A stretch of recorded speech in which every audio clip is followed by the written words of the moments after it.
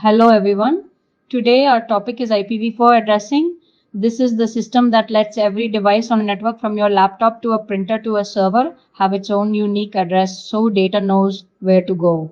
What is an IP address? Think of an IP address like a postal address for a computer. Just like mail needs a house address to reach the right destination, the data packets need an IP address to travel from a source device to the correct destination device, whether that's over the internet or inside a private office network. There are two versions in use today, IPv4, which is older and still the most widely used, and IPv6, the newer. Today we're focusing on IPv4. In next video, we will see IPv6 addressing.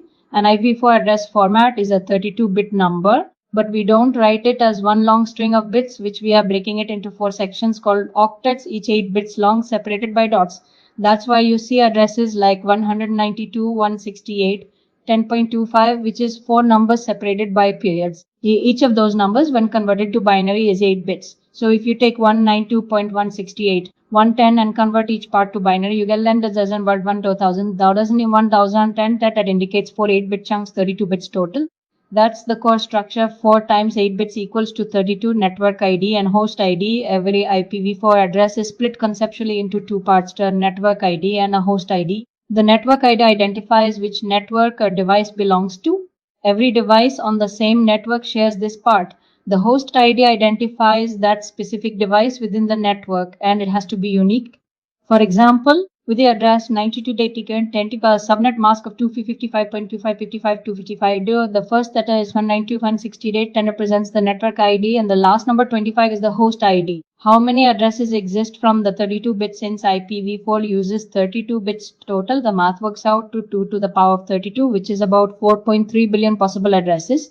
That sounds like a lot, but with billions of internet connected devices today, this space is actually running out, which is one of IPv4's biggest limitations and part of why IPv6 exists.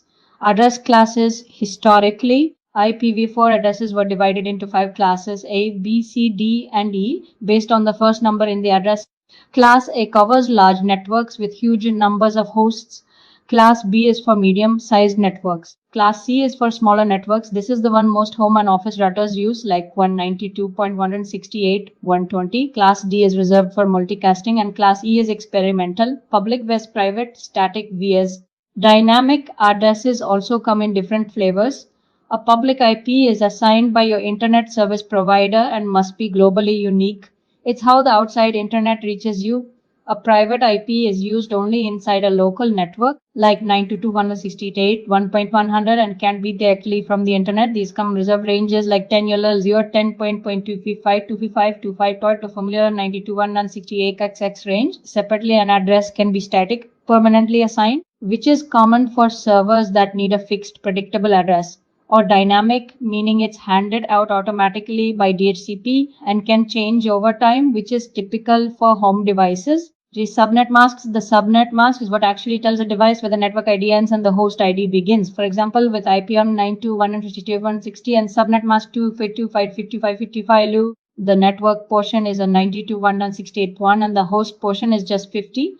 Putting it together, imagine 4 devices in that 3 PCs and a printer, which are all connected through the same router, versus 168, 110 through to 92 bar subnet mask and a subnet mask of 255.255, 255 work ID, and they all share the same 90.168, 1.2, but each has its own unique host ID, 10, 30, 30, and 40. That shared network ID is what lets them recognize each other as being on the same local network and communicate directly.